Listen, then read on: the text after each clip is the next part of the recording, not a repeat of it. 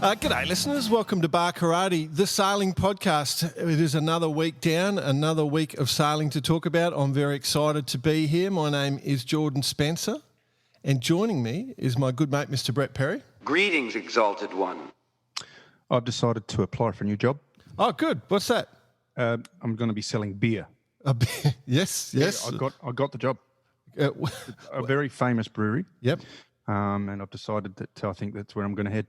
It is. Is that okay with you guys? I just didn't mean to drop it on you. You know, we have got our own beer. You're going to sell in opposition. You're going to go up. Oh, sorry, I'm not introduced yet. Well, I just thought, I can't sit around any longer. I've got to make it happen. Okay. All right, let's bring the other bloke. He had a voice that could make a wolverine purr. Mr. Nick Bice. Man, I'm on a tight schedule. Right. As you know, I'm doing the Variety Club Bash this year with Snowdy, Middo, Cale and Howard. Oof. And there's actually an auction going on. It finishes at 5 today. Yep. I'm trying to outbid Snowdy. By the time the listeners hear this, the winner would have been had. But trying to outbid Snowdy on a 1978 bottle of port, America's Cup edition. Oh. He wants to hold it pride and place. The numbers are going up. We're currently sitting around a couple $100. So I'm planning to put my last bid in at around $4.59. I've spoken to a few blokes to get Snowdy in the pub this Sabo. Yeah. So hopefully I'll take him right at the tilt. Just down to the West Lake Shore Hotel, he'll be fine there. And then, Jordan, just one thing before we start. Yeah. Just hit our baseline, can you? Just quickly.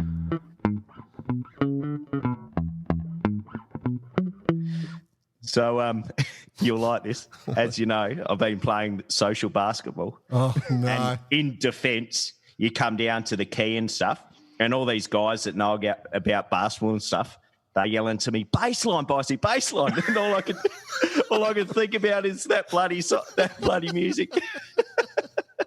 I start waltzing back down the court just with a little jive on. Oh, you idiot. It does fit a little jive, little bass line. That's it. Hey, well done. Good one. All right. We better get into this because we've got a pretty cool guest this week. You guys aware of who we got? Oh, yeah. Absolutely. Cool.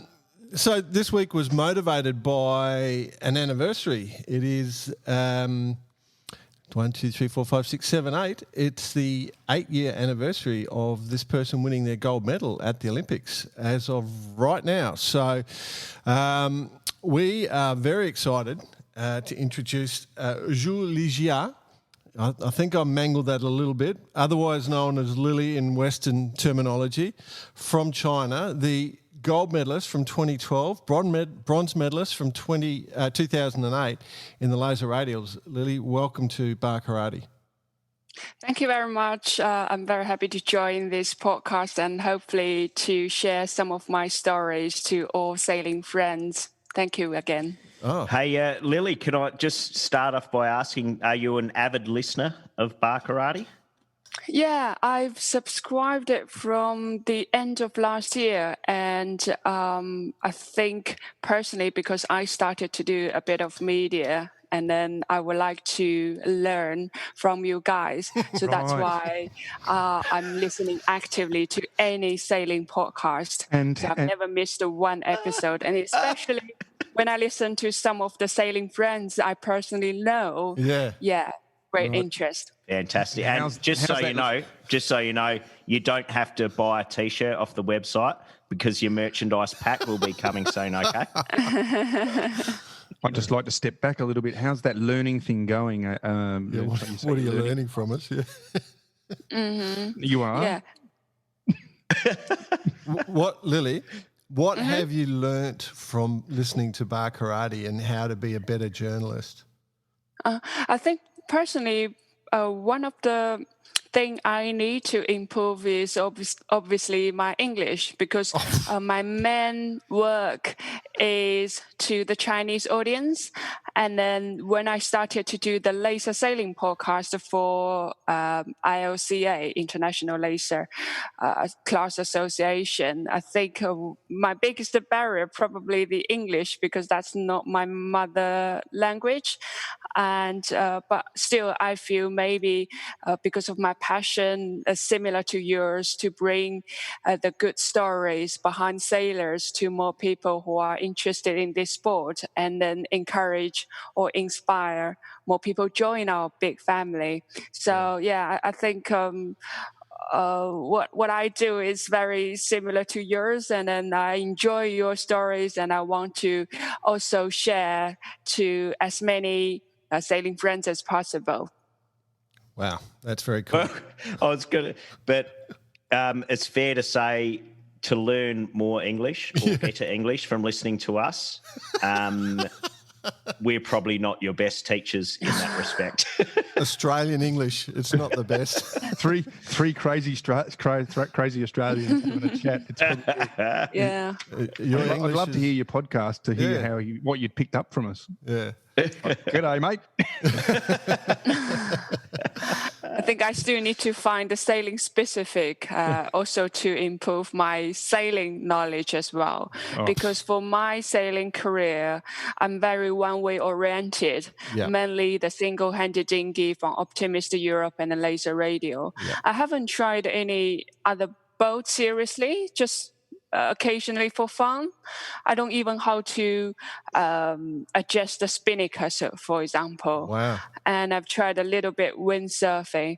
But in the Chinese sailing team environment or system, we have to do one thing most of the time, and we don't have that much freedom.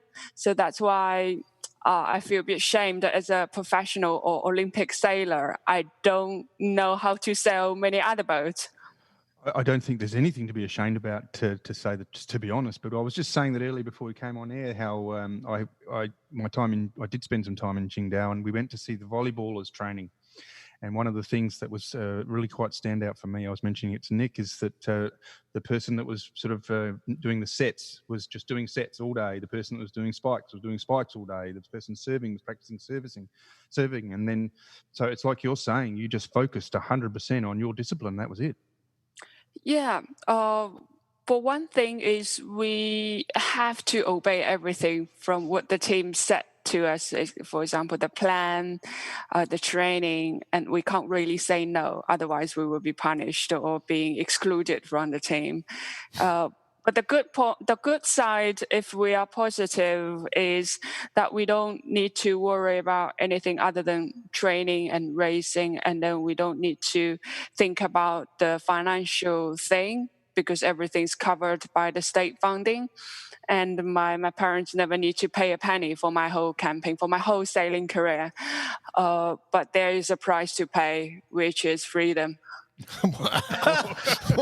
Said that line before. well, let's explore that slightly. So, I mean, I got into sailing because I was a little baby, and my mum and dad threw me on their boat, and then I think it's the same for my colleagues. You know, our families all sail, and we just got taken sailing, and we all grew up, you know, hanging around yacht clubs and mucking around, and that's where all our friends came from. And I mean, is it the same experience in China? Completely different. Yeah. When the sailing coach approached to my parents, because they first met my parents and then introduced sailing, the Optimist class, they have no idea. And when I came out of the swimming pool, because I was a swimmer at that time from the age of 5 to 10. So every day I do 2 hours swimming training, and then my parents will pick me up after school, after swimming. And then obviously the sailing coach trying to pick up some sailors from swimming team, because she felt that if kids know how to swim, they are probably more brave on the water. So that's how we met. But again, none of us have any idea, I mean, my parents or me, of what sailing is. We try to dig really hard in our mind, but unfortunately, there's no such image on the television or or on the magazine or any press about what sailing is at that time in China, probably 1997. But we have a little bit image about Lijia, who won the gold medal in 96 Atlanta in the women's windsurfing. So that's the only image we had. And without knowing what sailing is or what optimist boat is, I was sent or driven by my father to the suburb of Shanghai. My hometown is Shanghai. And then we started a 2-week training camp in Shanghai Water Sports Center. And in 2 weeks' time, so during that period, we had a series of tests like the physical exercise and then the reaction, the flexibility, all sorts of tests. And then I was lucky to be chosen among 50 kids to be one of the 3 girls to be selected. And then that's how I started sailing and become a member of the Shanghai sailing team. So effectively, you were in that group to be selected to be an Olympic sailor. I think it was a tough decision, because even though when I brought back the good news to my parents, because that 2 weeks I was away from home, the training camp, I just eat, live in the training center. And then when I came back and bring the good news, my parents doesn't seem to be lighting up, because if I choose sailing, that means I will have to be away from them for all year round, and I only got one holiday a year for 1 or 2 weeks time, and I'm the only child in my family. So nowadays we can have second or third children for my generation, but for my parents' generation, I'm the only child. So they feel very sad. They don't want to lose me. I'm only 10 years old. But I think one of the good things is my parents really try to let me make the decision, unlike other kids. Maybe their parents say, you have to do this, you have to do that. But I said, compared with swimming, sailing so much more fun. Then they respect my decision. Considering my age, my parents are already very supportive. So I'm very grateful. And that's how I started my sailing career. And then under the Chinese sporting system, I become a full-time sailor athlete from the age of 10. And then, just live together with the team, eat together. And because Shanghai is quite cold in the winter, so we always training in other provinces, like say in the southern China in winter and the northern China in summer, and only go back home after the nationals. So let me get this right, Lily. From 10 years old, you've moved away from home and joined the sailing team on a full-time basis. Correct. Wow, it's a little different to the Port Lincoln Yacht Club, gents. Well, it's a little different to our mums coming down and making sandwiches on the Saturdays. Yeah, wow, that's phenomenal. I didn't realise that was the extent of it. But obviously, and who did you go through the ranks with? Are there any people that we would know in the world sailing ranks from China that you went through that system with? Sorry, I didn't get the question very well. So when you went off to sailing school, was there anyone else with you or alongside you that we would recognise now that has done well from the world sailing point of view? Or you were the shining light? I think for my generation, probably I'm the only one. But then after me, there is a windsurfer who won silver in Rio called Chen Pei Na. We met in the national team several years later. Okay. So, to start with, I was in the Shanghai sailing team, sailing the optimist class, and then training all year round. We only got 1 nationals, unlike you got loads of regattas all year round, but we only got one nationals. And then if we are sailing well, then we got the opportunity to represent China for the Asian and World Games. Championship, which I started doing from 1999, 2 years after, pickup sailing. So 12 years old, you're off doing your first World Championships. Mm. And for your parents not being able to spend this time with you, and obviously, it would be difficult for a young child.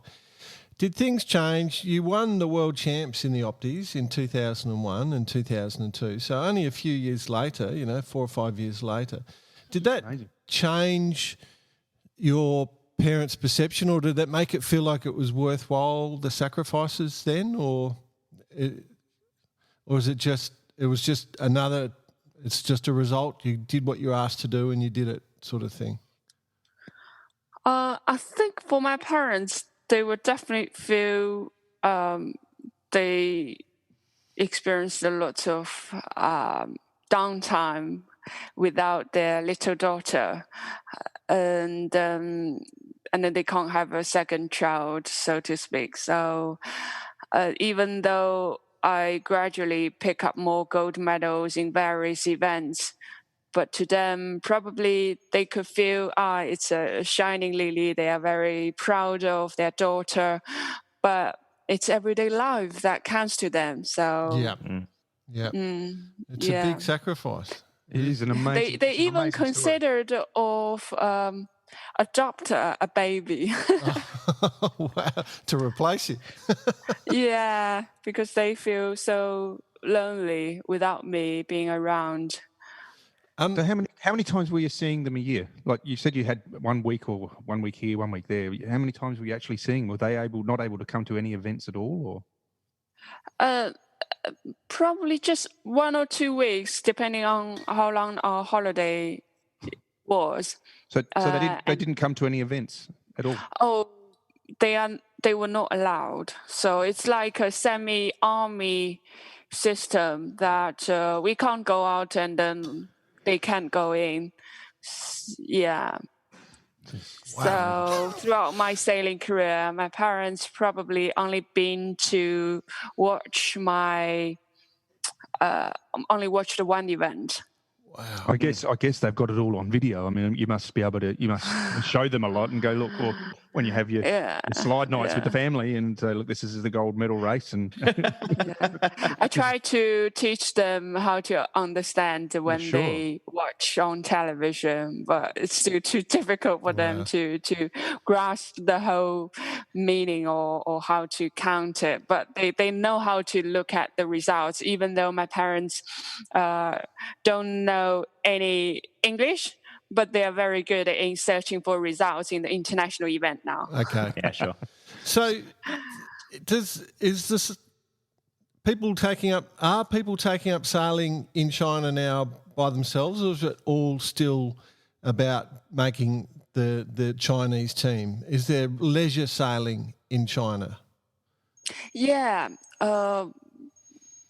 I think the good thing about the Chinese sailing in the last decade is since after the Beijing Olympic Games, when we got windsurfer gold medalist, and then 4 years later, my gold medals, and made Chinese people aware that there are competitions like sailing. We got exciting races on the water as well.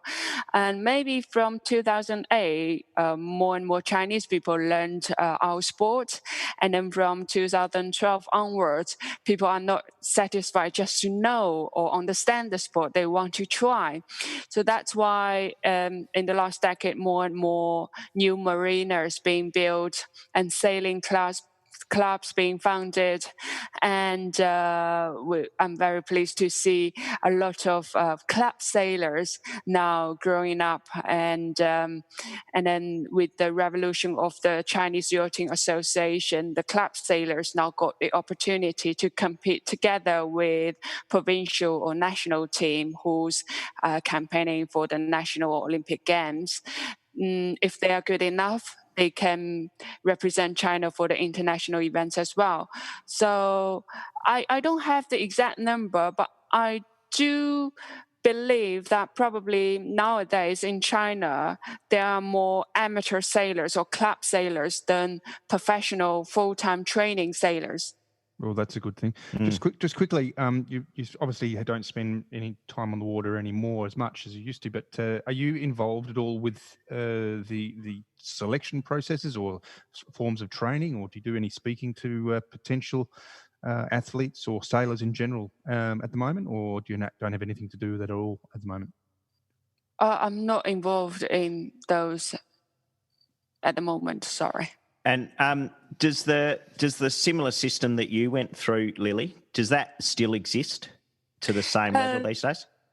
Yeah, the provincial and national teams still more or less remain the same, but it's just now the boost from the club sailors is getting more and more popular. A broader pool of people. Yeah. I think for parents, for the Chinese parents, they see sailing as a very high-profile sport, and they feel sailing can provide their kids or children more opportunities to go overseas or to study overseas.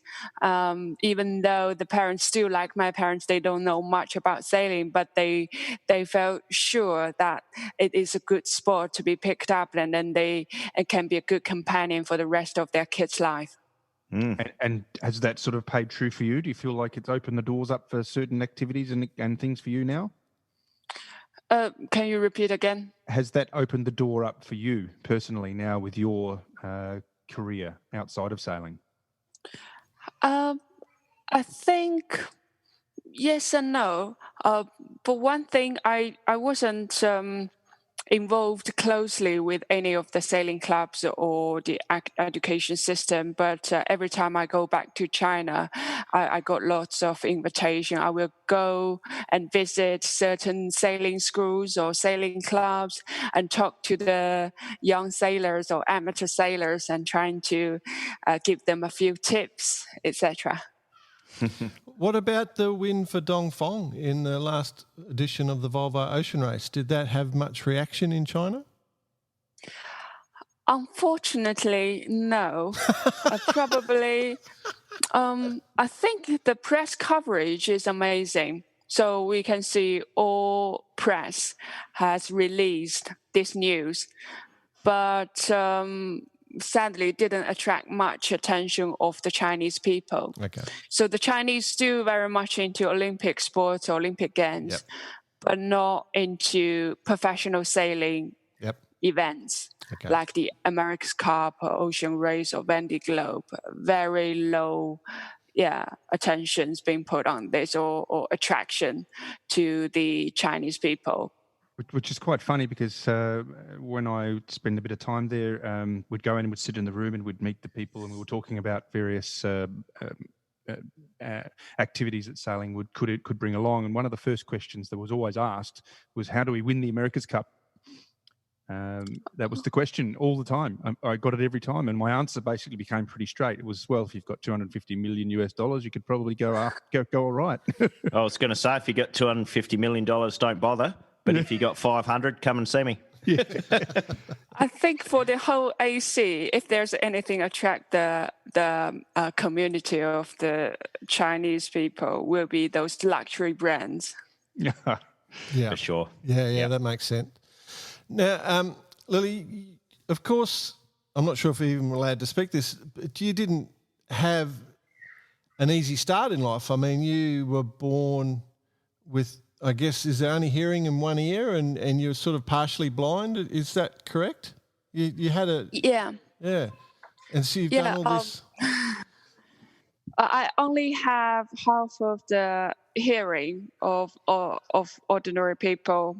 And then my left eye cannot make out anything clearly. So I'm mainly using my right eye. Right. And for my hearing, nowadays I feel fine because I can wear hearing aids. And when I'm using headsets, I can turn up the volume. And on the water, when I sail, I can hear people shouting because they're very, very aggressive about whether to keep clear or not. And that's fine. Or also about the starting gong, which is loud enough. Maybe I can't hear very clearly if I start by the pin end. But definitely I will be very careful to time up the 5 or 4 minutes. Yep. And that's also okay with my sailing. But to start with, I must admit I had quite difficult time because my peers or my teammates, they often try to joke at me and make fun of me for not being able to hear everything they say. Yep. And gradually I become more and more quiet and couldn't chat or play with them. Then what I did is just sort of to confine myself in a corner, and after training I just read books and then do some self-study, whereas my teammates probably they can playing cards and chatting and then watching shows, TV series and movies, etc. So I sort of isolated myself for the first few years. It was not until when I got some medals and then people start to look me differently. Mm. I was going to say, yeah, the difference between them and you is you got a gold medal, they didn't. Yeah, but I could feel in the Western or some developed country, it's a completely different story. So, for example, when I first started to study in the UK, I got extra care for my disability, whereas in China, I don't feel being equal, to be honest. Okay. Well, so it was more than that though, because your first Olympics was 2008, but it could have easily been 2004, couldn't it, in the Europe? Yeah. Mm-hmm. After winning the World Championships in 2001 and 2002, I was actually given the opportunity to join the national team straight away after retiring from Optimist and then jump onto the Europe boat because all the Chinese coaches or leaders can see I got certain talent in the international events, even though I may be too young or too new to the Europe boat, but giving time, they believe I can stand out. But unfortunately, I got an operation to remove a tumor from my left leg at the end of 2002, and I had to be away from training or sailing for a whole year to recover from the operation. And by the time I went back to the team again at the end of 2003, the selection was over. So I had no hope to make the Athens Games, which is a bit pity. Yeah, it's amazing. I mean, and then you go on. Full on story. Amazing, isn't it? You go on and win a bronze medal, and then you win the gold in London. And one of the big honours they gave you was to carry the flag at the closing ceremony, which is an amazing honour. One of our good friends was the flag carrier, also a sailor for the Australian team, Malcolm Page, or I suspect you know Pagey. So, you know, and I read somewhere they were saying that, you know, not only because of your accomplishments, but because of what you've overcome, they wanted to reward you for that. So is that true? Yeah, my country, first of all, they felt I won the sailing gold medal in Britain, which is a similar example like if a British table tennis player win a gold in Beijing. Yeah, because we all know British won the most Olympic gold medals among all other countries. And yeah, my country felt extremely proud of my achievement. And on the other of those difficulties or disabilities I overcome throughout the years for my sailing career, they felt it's a very inspiring stories for all other Chinese teenagers. And I was very surprised to get a phone call on the day of the closing ceremony asking me to drop on a car and then driven from Weymouth to London, and only got a few hours to prepare beforehand. Wow. But it was an amazing experience together with other sailors like my companion and Ben Ansley. We got, I think, 6 sailors represent their countries for the closing ceremony, which is also a very proud moment for our sport. Unbelievable. Fantastic. That is a very cool thing. I've sort of got this vision of you guys in the stadium after you've marched around with the flags, like having pretend sword fights with the flags, all the sailors having a bit of fun with each other. That's kind of the vision I have of the closing ceremony, but, it's pretty fun. Yeah. Is that what happened? The sword fight. Yeah. Oh, dear. All right. So when you actually went to the Olympics as a sailor, what did you feel like when you first got there? Like, I guess what I'm trying to understand is has it always been about achievement, or is sailing fun for you? Like, so when you got to the Olympics, was it, this is relief or this is amazing sort of thing? Mm-hmm. I think for my first Olympics, I must admit I was too nervous. I couldn't relax. I couldn't sleep. So I think because of the home Olympics, I not only the pressure from the Olympics itself, but also from the home expectation. Like everyone you see around Qingdao knows about me and they recognize me and they want to cheer for me and then say something to me. Oh, Lily, you must win gold. Oh, Lily, you're World Championship. Let's see you on the podium, etc. I just feel those invisible stress, and it was not until probably a few days after the first few races I start gradually relaxed and then back to my normal self. I will feel, I've been training so many years for this special moment. I can't ruin it by pure nervousness. I want to treasure it with all my heart. So that's where I started to relax and then give the best of my performance. And I was very pleased to win the bronze medal. And it was after this first Olympic experience that I realized how important the sports psychology is. And I started to read more books about psychological exercise, self-talk, rehearsal, meditation, and then use it to my everyday training. And then I found my training quality has improved a huge amount.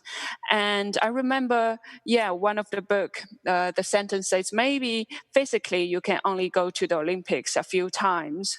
And then because it's so few opportunities that makes you feel extremely nervous. But if you meditate it in your mind over and over again, and then you will make yourself familiar with the environment, and by the actual time you walk into the Olympics, you feel you are at ease because you meditate hundreds and thousands of times. You know how to deal with it. It's all in your subconscious mind, and you can deal with it. I can perform myself even under some pressure. So that's why I think helped me to win the gold in London, because I felt myself more mature or more be able to control myself in terms of psychology. But for the other question about whether I enjoy sailing, I also felt very fortunate because under the Chinese system, we've sort of been forced to train and sail every day. We only got one rest day, which is Sunday for the whole week, and then only one holiday. I'm so envious about other foreign sailors. They can go back and see their friends and family almost after every event. So you have a bit of rest and then refresh yourself, and coming back, you're still motivated to train, but that's not the case for us. Because we're being forced to do this and that, we lost our motivation. But I say I'm quite fortunate because probably since I got some disability, I couldn't enjoy the same opportunity of other people, and makes me more enjoy the freedom on a boat on the water. It makes me feel I'm equal to everybody else. It only matters who sails the fastest. It doesn't matter whether I only have half of the hearing ability or my left eye I couldn't see anything. And I really enjoy what sailing brings to me, and then that's why I'm willing to give everything, the hard training or the injuries, etc. But on the other hand, if I can train more systematically or scientifically, maybe I won't end up with so many injuries, which ultimately mean that I may still be able to campaign, because competing at the Olympics will always be my first will or my first dream. And for our sport, we are so lucky that we can sail all our lifelong. Even in the Olympic Games, we got people, very good sailors in their 40s and 50s. I counted after Rio Games, after seeing Santi won the gold at the age of 54. And I said, by the age of 54, it will be my 9th Olympic Games. I sort of still dreaming that kind of, I'm more than wanting to that kind of life. But unfortunately, because of the overtraining in my early years, I had injuries from head to toe, and I can't really bear any intensive training, which I ended up now as a sailing media freelancer. So that's where you are now, Lily. As a freelance media, specialising in sailing. And just before talking about that, maybe just take us back how you got to that point. So you studied journalism, is that right? Yeah. And was that in China, or you studied abroad? After 2016 Rio Olympics, I was still aiming for 2020 Tokyo. And then I tried to fix my injuries, which is mainly my shoulder, AC joint, very inflamed. I did traditional Chinese therapy for 6 months, which doesn't work. I also, I ended up having the operation on each of my shoulders. And in a year's time, I'm still in pain. So that's when I started to think about, if I can't do my first will, which is sailing and competing myself in the Olympic Games, what else can I do? What else I want to do? And then this media thing sort of pops out. And after years of dealing with the media, I feel I'm quite interested. And then especially combined with my dream to promote sailing in China, it's given a good opportunity or platform for me to do this and to achieve that will. And also in China, we don't have sailing-specific journalist or reporter. So I've sort of replaced that gap, and then I can do something I either enjoy and also fulfill my other dream to see more people in China can pick up sailing. That's very cool. Very cool. So then one of the parts to Nick's question was, where are you actually studying? Because you're in England at the moment, aren't you? I'm in China, in my hometown in Shanghai now. Okay. Yeah. The majority of the time I was living in the UK, and I studied the sports broadcast journalism in Solent University, based in Southampton. So after 2012 London Games, I mainly live in the UK because I enjoy my private life there. I got more privacy, I got more sailing environment or atmosphere, but for my media work or for my sailing career, I still do it for China. And back to the question about where I did where I do the media work. And my main audience will, of course, be the Chinese. I do a little bit for the English, which is the laser sailing podcast, and any events if they need me to do some commentating or reporting, etc. But yeah, mainly to the Chinese people. And while I'm in the UK, I can only do it online. But without the COVID, I probably were busy traveling a bit. But since the special situation or the pandemic now, I was in the UK for the first half of the year. So my plan was to spend 3 or 4 months in China to do a bit of actual work instead of online all the time. There you go. Actual work. Nice park in front of the Southampton University. You can just walk straight across the road into the park there and have a nice little lie down on the grass. Yeah, it's very close to the Solent many marinas and many sailing clubs. Yeah. And also during my university study, I tried some yacht racing or sailing, and then did lots of RYE courses, which I also enjoy very much. And then this gives me the opportunity of knowing how to teach people to sail from the beginner level, because even though I sail in a high level in single-handed dinghy, but maybe when I talk to a beginner of how to sail properly, I don't know what's the best way to approach them. But those RY courses are brilliant. Yeah. So Lily, when you were in Southampton and you were doing some keelboat sailing, did that give you a desire to continue keelboat racing? No doubt.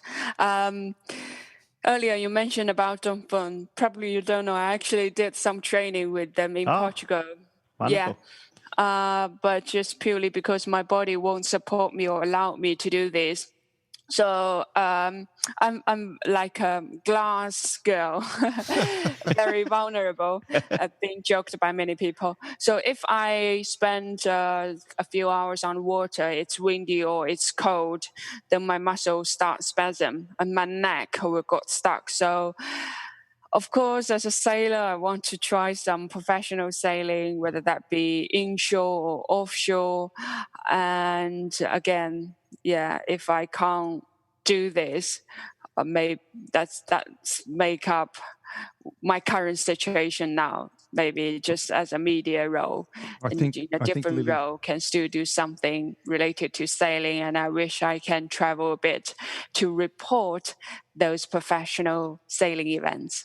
I think, Lily, maybe you need to look at somewhere like the south of Spain or maybe France, Mediterranean, to do your sailing, because it's a lot warmer down there. You'd find that it would be, you could do just as much keelboat racing down there.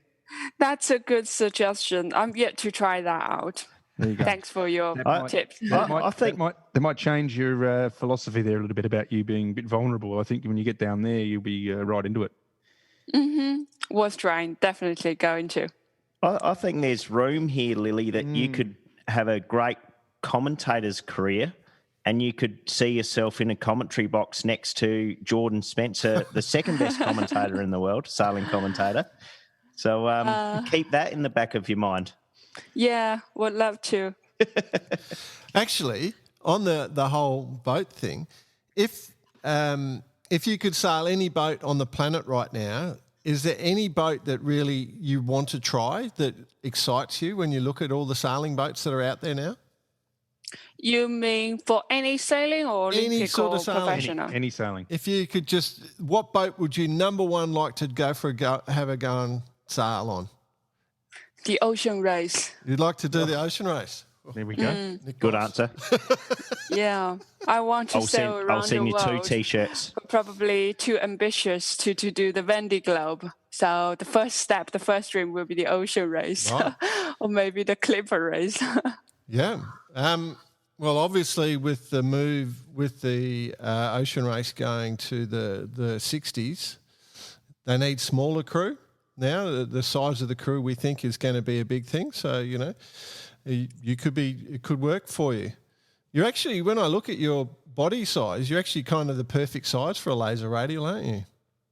Yeah, I'm 71 meters 76 high, and my weight used to be 65 to 70, which is indeed ideal for laser radial class. Yeah.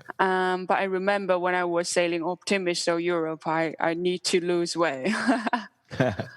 So actually, going back then, all the way back to when you started out with the sailing school, was that a big part of it also, looking at your body composition, at what height you're going to be to really aim you into a specific class? Yes, those are some kind of standards. When the coach approached to my parents, she actually already started to examine my parents. They're looking at my parents, pretty high, skinny, and then very good size for future Olympic dinghy sailing. But probably a bit too big for Optimist in later years. So unlike the Western world, I guess if you are already too high or too heavy for the Opti, you will transfer to the next laser radial 4.7 or 420 or 29er. But in China, we don't have this middle class or development class. It's sort of jumped directly from Opti to the Olympic classes. Also, on the other hand, the coaches pick our birth year exactly to fit the national games and the Asia games. So we are the oldest age for the Opti limit, so we can be the most experienced, the most mature sailors. And but then we have to spend month and years time to lose weight to keep it on the 50-ish. I remember, I was already 1 meter 72 high, and naturally probably my weight will be over 55, but I every day I eat so little, so few to keep my weight under 50. And then as soon as I finished the Asia Games at the end of 2002, my weight jumped from 50 to 60 in 1 month's time. Hamburgers. Yeah. Well, we're pretty good at doing things like that. Yeah. But it normally takes beer. Yeah. And I'm guessing you didn't drink beer for a month back then. Yeah. Okay. Very unique experiences. Well, actually, can I just go on to you talked about the psychology in your competition, and you referred to the psychology when you won the gold medal. Now, I'm not sure if people will remember, going into the gold medal race in London, we actually were chatting to Annalise Murphy a few weeks ago, and there were 4 people. It was Marit Baumeister, and then Evie Van Acker, and yourself and Annalise were all within 1 point going into that last race. And we spoke to Annalise, and she said, her psychology just was not there. And it was much better in Rio. It obviously worked out very strongly for you in 2012. You went 1 point, massive, and you led that last race from start to finish, from memory. Yeah, I think what matters the most for those big events like the Olympic Games is the mental toughness. And everyone going to the Olympics will surely feel some kind of nervousness. And all the time we put so much attention on improving our fitness and sailing skills, but we sort of neglected the importance of psychology. It was not until, like, for example, Annalise or me in our first Olympics when we felt, we don't know how to handle this kind of tricky situation or the very mixed mind state. Then we started to realize how important it is. That talks back to what I mentioned earlier.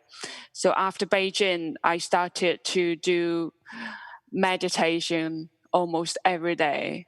And even before the fitness training, I will quietly go through my mind lying on the bed and what I want to improve, what I want to achieve, what I want to focus on. And later on during the actual session, I appear so much more focused and then have a clear mind and purpose of what I want to do and what I want to achieve. And one other example I can give you is I had a bike accident in January, at the end of January 2012, 6 months before the games. I broke my hand. And after the operation, I couldn't sail for 3 months. So I try to think positively and not to cry over the split milk. And I do meditation every day, just as if I was sailing every day. And in terms of fitness, I can still do my weight session, core, static bikes. And in 3 months' time, my fitness actually increased or improved. And ironically, the very first event I went back to is the year World Cup. And it was Mistral all week long. Windy every day. And then sailing strong wind has always been my weaknesses because I'm very good in light wind and I enjoy sailing light and medium air. Whereas strong wind, I feel my fitness is always not as good as Marit, Alison Young, or Annalise or Evie Van Acker. So I sort of have a less good upwind speed compared with those sailors. But after that accident, that 3 months, because my fitness improved since I fully focused on the training, even though I couldn't move my hand very much. But since I've picked up the psychology tips and after meditate every day in my mind about sailing, I felt I've never been away from my boat for a single day. And then for my very first event, I went back to race. I won, which surprised everyone. That is the power. That is the power of the inner strength. And in strong wind. So and in strong wind. Yeah, amazing. I do want to highlight though that your philosophy was to meditate and do all that training, and Annalise just had a beer. That was really? That's what she said. She just had a beer and relaxed. On the last night, she needed herself. a beer. Lily, of course, the physical training and just sailing every day is a big part of it, and just being out on the water. But tactically, having not, well, I guess you've basically grown up, but you learnt the tactics out on the water, or there was some pretty intense theoretical lessons or classes that went into it as well?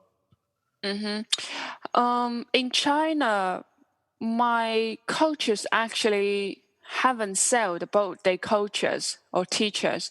They've been sailed before. So, for example, my Optimist coach, she sailed laser Radial actually, but she never sailed Opti. And then my Radial coach, he sailed Flying Duchess, those old Olympic classes, but he never sailed lasers. But in China, we don't have those very specific class sailing coaches. And what I learned the most is from those English sailing books. So after I picked up the English, which is a very useful tool and opened up the door for me to reach the Western world.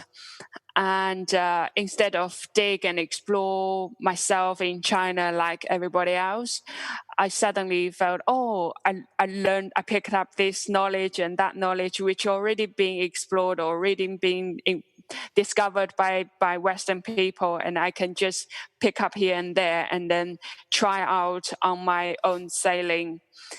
And many of them worked. So I feel benefit a lot from reading those sailing books, whether that's techniques or boat handling or tactics. And then there's just so many of them to choose from. I guess probably for you, you don't cherish as much as I do, because in China I don't have anything. And then once I opened myself to search in English books, I was just like being in heaven. I couldn't help but absorb all of them. Wow. Clearly, it is amazing. Clearly, you didn't read Stuart Walker as your first book, because you would have never picked up another one after that. He would have put you to sleep straight away. You can imagine learning English and then picking up, I don't know if any of you guys read any of Stuart Walker's tactics books? Oh, my God. You've got to read one book before you start worrying about a tactic book. Yeah, I was going to say. I'm not much of your reader. But if you have good experienced coach to pass on those knowledge to you, that's fine. Sure. So that's why the Chinese team started to employ more and more foreign coaches to help us, like Brett. Yep. Like Brett, BP. Yep. Right. Very cool. Now, we have to ask... obviously 2016 didn't go too well for you. 3 disqualifications. I remember one being what we call a BP, a port starboard with Page, I reckon, and I can't remember what the other 2 were, but 2016 wasn't the best Olympics for you. Was that hard? Yeah, it was very hard. But on the other hand, I actually enjoyed it the most. It feels like in terms of the mental side, 2008 I was very nervous, 2012 under control. And it was not until my 3rd Olympics I started to enjoy completely. There we go. I enjoy every bit of them. But 1 month before the actual games, my injury become more and more serious. I couldn't train my upper body. I couldn't sail. Wow. And in order to complete the event, I took the cortisone injection on both my shoulders. It was pain-free for the first 2 days, but later on it all came back again. That's why probably for the first 2 days inside the bay, I was performing quite good. Yeah, you're lying first or something. Because for the flat water, we don't need to do too much sheeting. Whereas if we racing outside the bay, we got big waves, and then I can't just put my sheets in the cleat. I have to adjust it, but that's what I struggle very much. Wow. But in terms of the 3 qualification, on the port and starboard one with Paige, I remember I was about 1 to 2 boat length away from the mark, the windwall mark. Mm-hmm. And I think the best bit for me to do the exoneration or the turns will be after rounding the mark, so I can get clear of the crowds. Whereas if I do it immediately around the mark area, I will find it difficult to keep clear of other boats. So that's why I decide to take my turns after rounding the mark, which is easier to sail the reaching or downwind away from the other boats. But then it took much longer than I expected. It was true. Probably between 30 seconds to a minute, it was very long because the wind started to die and we got stronger and stronger currents, which is against us.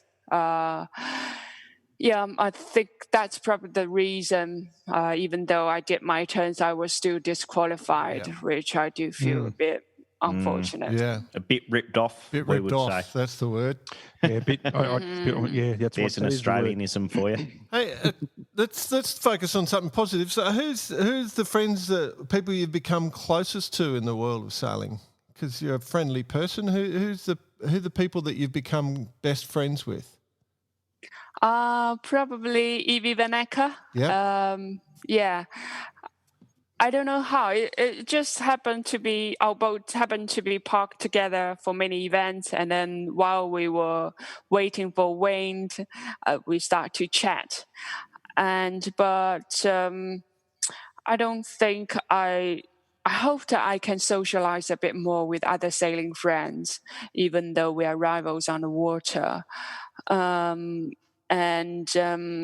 for my team rules, we can't go to parties.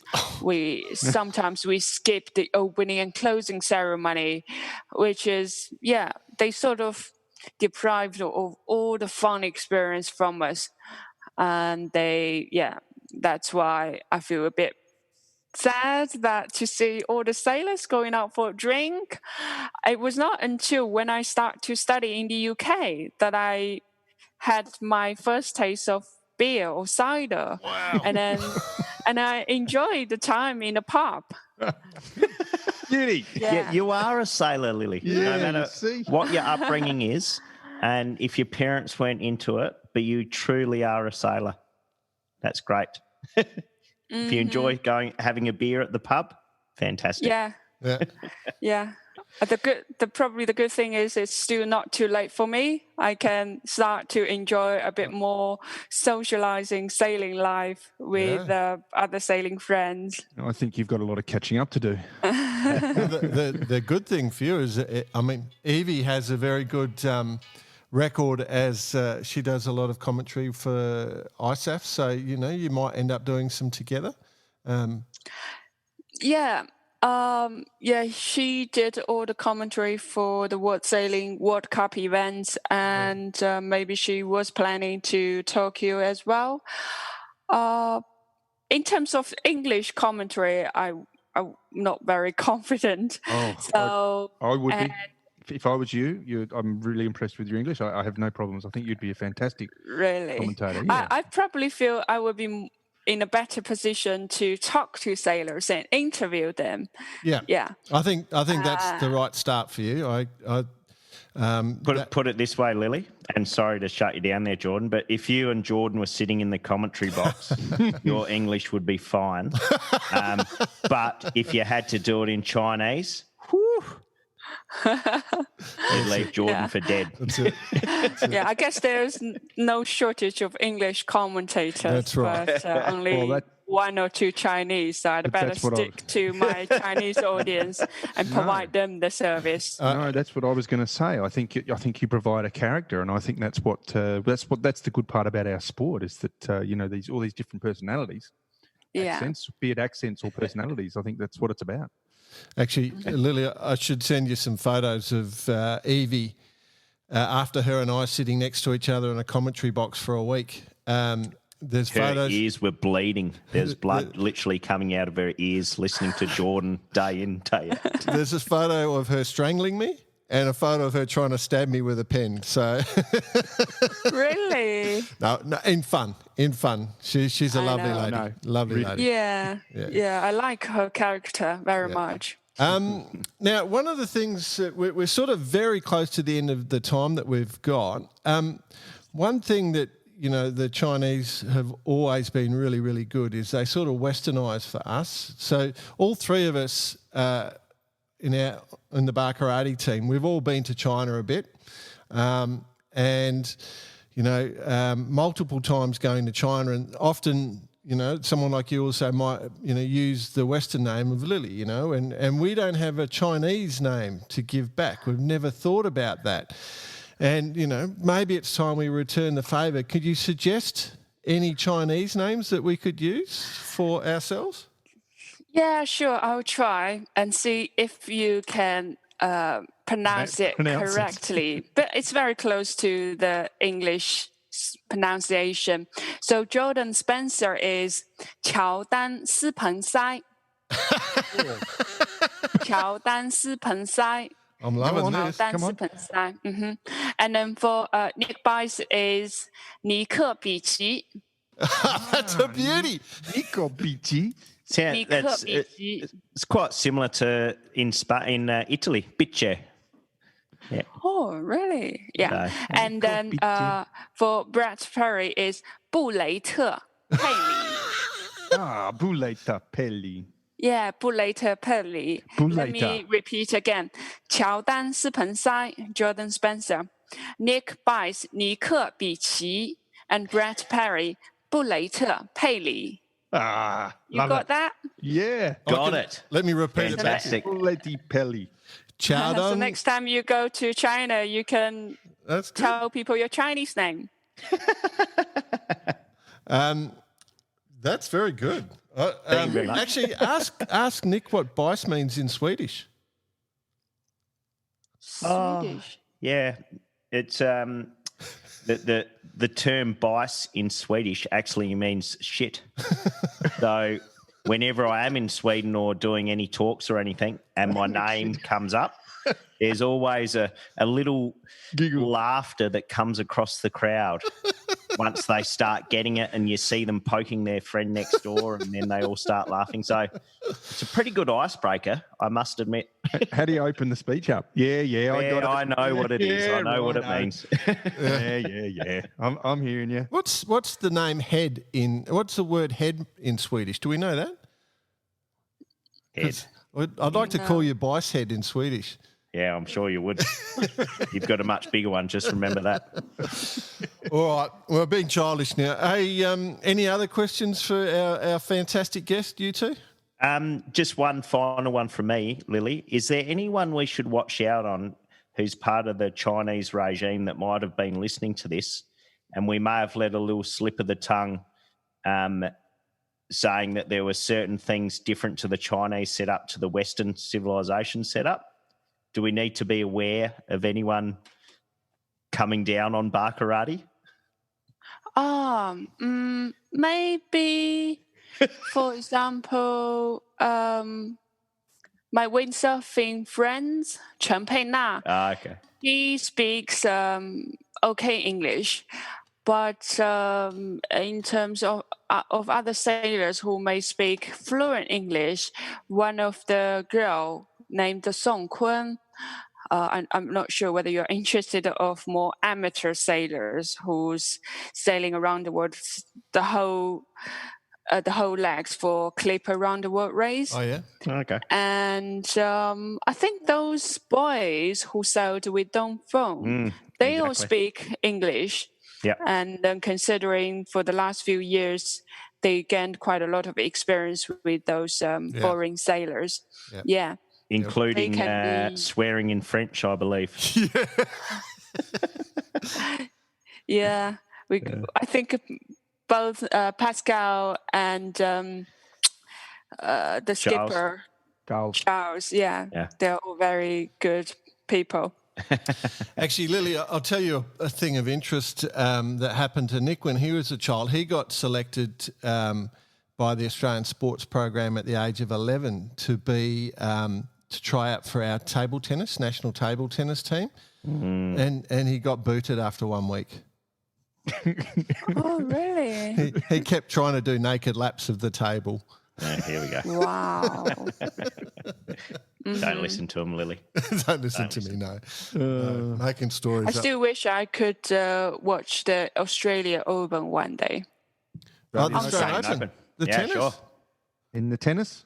Or the I love watching some of those games because quite often people ask me, Lily, if it were not for sailing, what the second sport you want to do? Yep. My answer is tennis because I think I like the idea of being more professional, like they have lots of events throughout the year.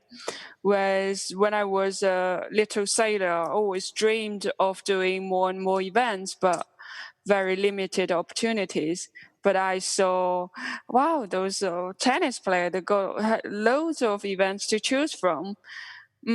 Probably, yeah, my figure is quite suitable for tennis as well. Okay. Sure. Well, come down, but not for a while because it's not too good in Victoria at the moment where the Australian Open is. But, Yeah. Wait to the end of this year then. Yes. Cool. Yeah. All right. Well, I think that's going to be us. I think we should say very much a thank you. We've enjoyed talking to you a lot. I think Absolutely. Chowdown, My pleasure. Nika and Buleta have all have all enjoyed it immensely.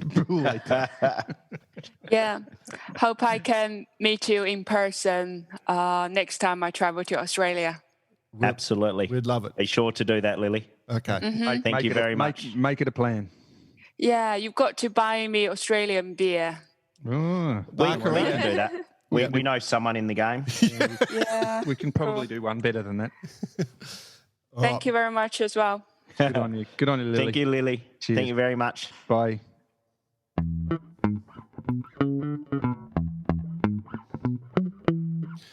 Got to say, gentlemen, going into that one, I hadn't met Lily before. I was not sure how it was all going to go, and she is just lovely. That was really interesting and kind of incredible in some ways as well.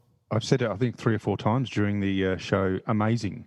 One of the things that people probably don't appreciate is the regimented way in which they go about their training, and the fact that she was just almost plucked out of a pool of people and put into a training camp and then taken from not taken, but elected to go to this training camp and spend so much time away from her family at such a young age. The way they train is just so different, as she explained, to what we do, whereas we're about having fun on the weekends with the friends. For them, it was training, 6 days a week. It's amazing. Well, and it sounds as though that's what she missed too, having fun with her friends on the weekends. Absolutely. No, I was totally unaware of the level, to tell you the truth, and it blew me away. It's kind of sort of what I said to you before the show about the volleyballers. That's what they do. It's just drilled nonstop, and it's quite amazing. The gymnasts, the volleyballers, I guess even the table tennis, all those people, they just train nonstop. Mm. Well, I'm quite experienced in a few certain areas that I've pretty much done exactly that. What do they say? 10,000 times to become an expert. 10,000 hours. 10,000 hours. Yep. Take a guess what mastery. It is. Oh. You idiot. Oh, dear. 10,000 hours to mastery. Yeah, that was your first week, wasn't it? 18 years in 1 month. 10,000 hours to mastery. Yeah, nailed it. But yes, a really, really cool story. And the mental strength, I think, is the big thing that you probably pull out of that. The mental training she did to get herself to that point and to win gold in that way of training. I mean, it is an amazing story. Learning the rules by books. I mean, come on. Well, we all do that effectively. But the thing I took out of it, there were 2 things, is one, that she's still got a lot of joy and happiness in her. It wasn't beaten out of her. And 2, the way she answered our questions was very, very much around a process. So she thought everything through and just went through it step by step, which, probably is one of the keys to success as a sailor, being able to break things down into a process and actually and work through things step by step, rather than being emotional or anything like that. So, superstar. Yeah. Loved it. Yeah. Very cool. Good work, BP. You organised that one. Gentlemen, all our listeners who have ordered T-shirts have been getting their T-shirts this week. So that is my favourite. The favourite comment I saw was, "It's not a scam." It's not a scam. That is.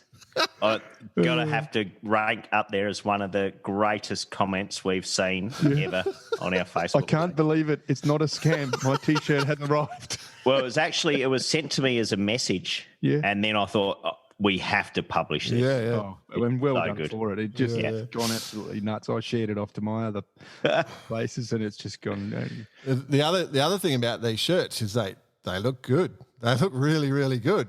And to give some detail to that, my beautiful wife, who I love dearly, she's quite unique in her approach when it comes to things. She's black or white. Oh really?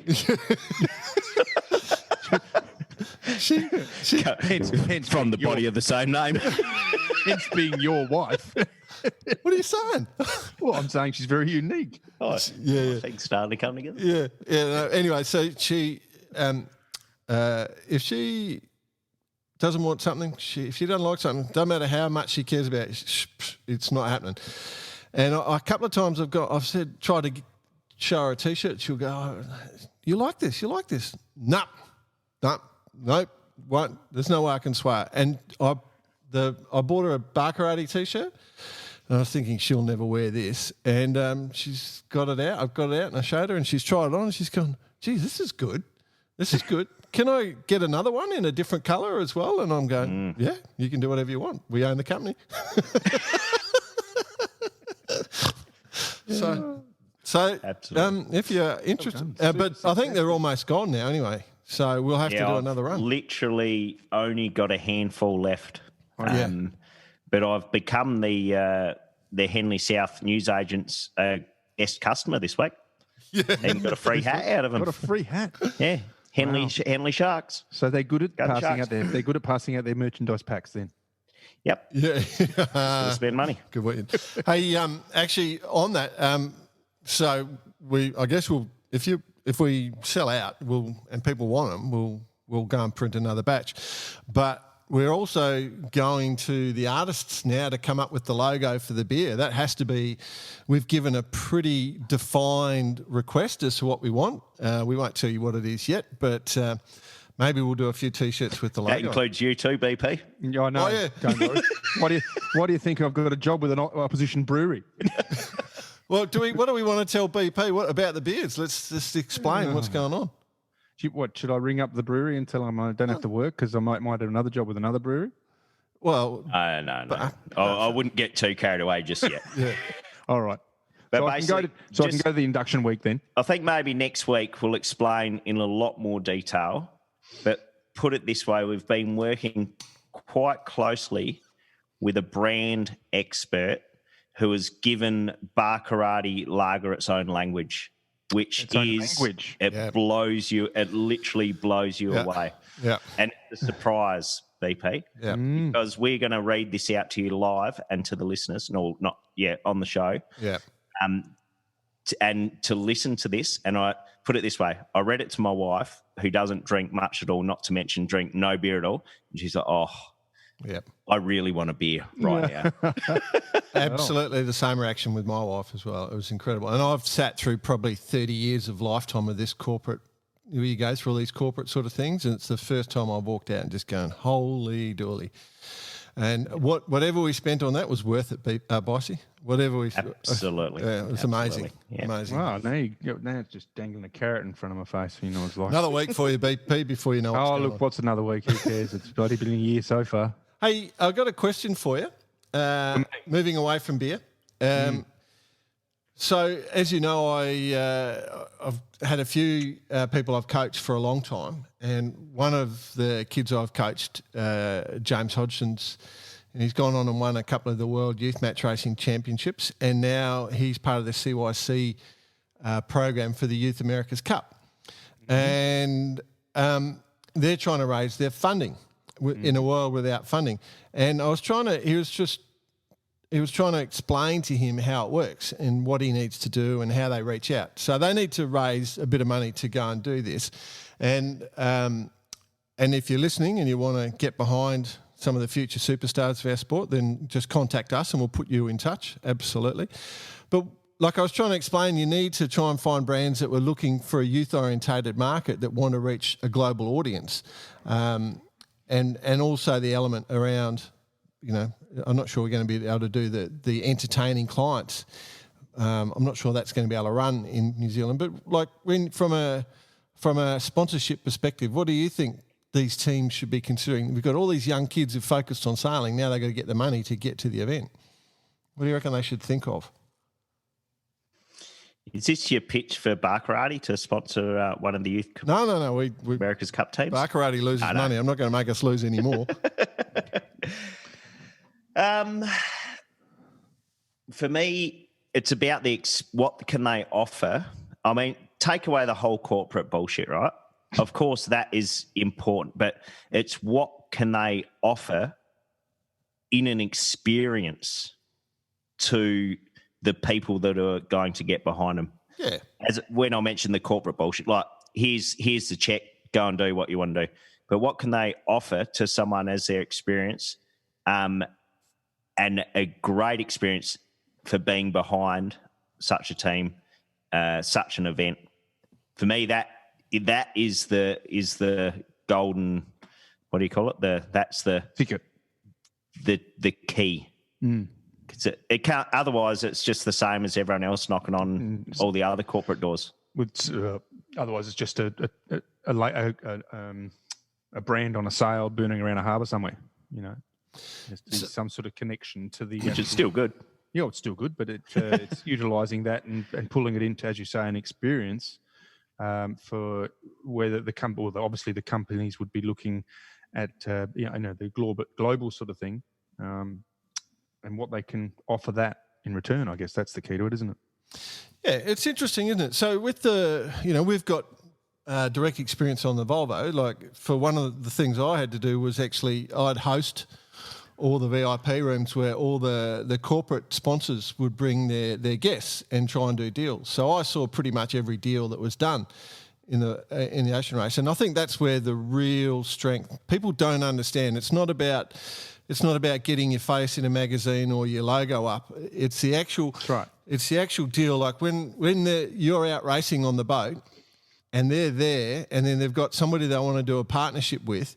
You have this amazing setup where you take the guests out on a boat, and then they get entertained. And like, I can't tell you the number of times I heard, I get dragged to the Formula One, or I get dragged to this so often, and they put you in a room, and nothing happens. You know, you watch the race go round and round, and then you go out. And with the sailing, you get to meet the sailors, you get to go on the boats, you get to do all sorts of things, you know, and the number of deals that are done are enormous, and the amount of the deals, like, huge.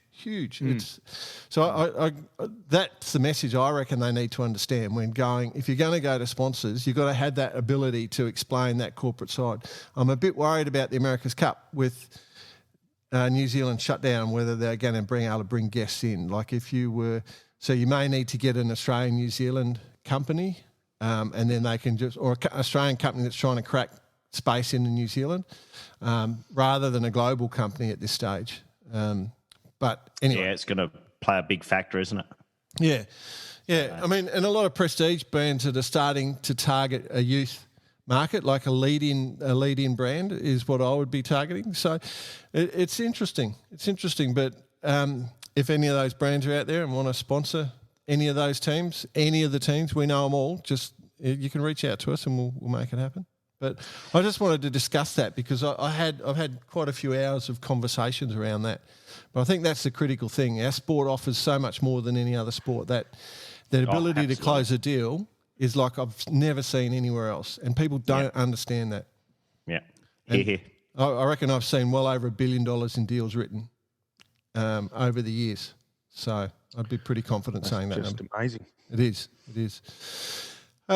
Speaking of friends doing amazing things, our mates on 11th Hour have just sailed across the Atlantic. We haven't heard from them. I haven't spoken to them. Yeah, by the time this is published, they would have arrived in Newport. Yeah, and everyone is abiding by the correct COVID manner to go and welcome them into Fort Adams. But essentially, they've taken off from their home in France, been with Merconcept, put new foils in the boat, came across the Atlantic and going to spend the rest of the summer in Newport, from what I understand, which is Charlie's hometown. On board, they had Emily Nagel, fan of the show, Sci-Fi, Cole Langford, Mark. I'm not sure if Mark was on board. I was trying to have a look through the photos, but I couldn't exactly find a crew list. Yep. But they've obviously got some guns there, without a doubt. Did they have and Abby on? There's no better way to test your brand new foil than going upwind across the Atlantic. Yeah. Well, I mean, the comment has been made, though, didn't we say that they're actually preferring to go upwind on these boats more comfortable than going downwind and doing 40 knots? It's no. Mate, how good does a boat look, though? And with that bit of footage off France that they filmed, like steady, stable, isn't it? I love compared to that what we've footage when seen. you look at it really closely. It actually has like a little jump, and you can see it sort of jumping. Like Quite soft and land quite back stable. down on its foils. It doesn't actually come all the way off its foils and go down into the water. It's really cool. Mate, What do we think of that? Cool, this stuff. What do we think of that new Persico foil? Well, I don't know who what I designed find it. interesting, actually, not that foil itself, you can tell exactly where that's come from, but all the other footage, and if you look closely enough, most of the mockers are using 2 different foils at the moment for testing purposes. Yeah, I would imagine. So it's, and they're not getting any smaller. Put it that way. Bloody hell! See the new Chiral ones as well. Yeah. And this one, like, how?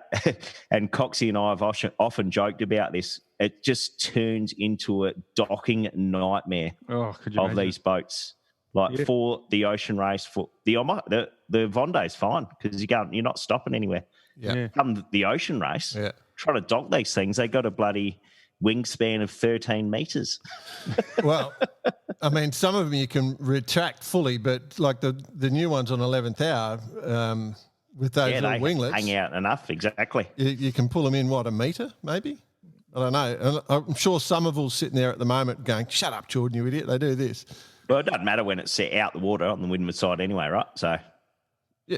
Oh, no, exactly. You don't need to. Yeah. Exactly. But it's still very cool. It's exciting times. oh, no, it's awesome. Definitely changing the atmosphere and the mood around various the sport in general. Got the fours in X2 yet, BP? No, mate, no. Actually, Above my pay grade. we should actually say for Lily, I forgot to mention Lily. It's Lily's birthday end of the month. So we've got so happy birthday, Lily. I forgot to mention that. And then the Figaro starting at the end of the month as well. So we've got a bit to look forward to before we get to the Vendée. So we've got plenty to come. We've got a bit of sailing going on. Awesome. Looking forward to some good yachting. Yeah. But how long is it going to last? That's the question. All right. Well, that's it, I reckon, gentlemen. Another day in paradise. Done. Dusted. Beautiful. Been a pleasure working with you, man. It always is. And the next 2 weeks, off the beach catamaran special. Can I say that? Oh, yes. Yes. We The have. beach. Love it. Yeah. I did see something floating around. Yeah. We have. We've gone right to the top of the tree there too. So if you're a catamaran sailor, a cat whacker, then you'll love it. You'll love it. We've done it on purpose for you guys. And if you're just into hearing from really cool sailors, then you'll get that too. Or if That's not us, by the way. if you want, no, just say not us. You beat me, Bitey. I was just going, what was I going to say here? Yeah. All right, you idiots. Okay. Yeah. Go See on. you guys. I love the way Lily's learning her English from us. That's great. Oh dear. Rightio. See you, champs. Later.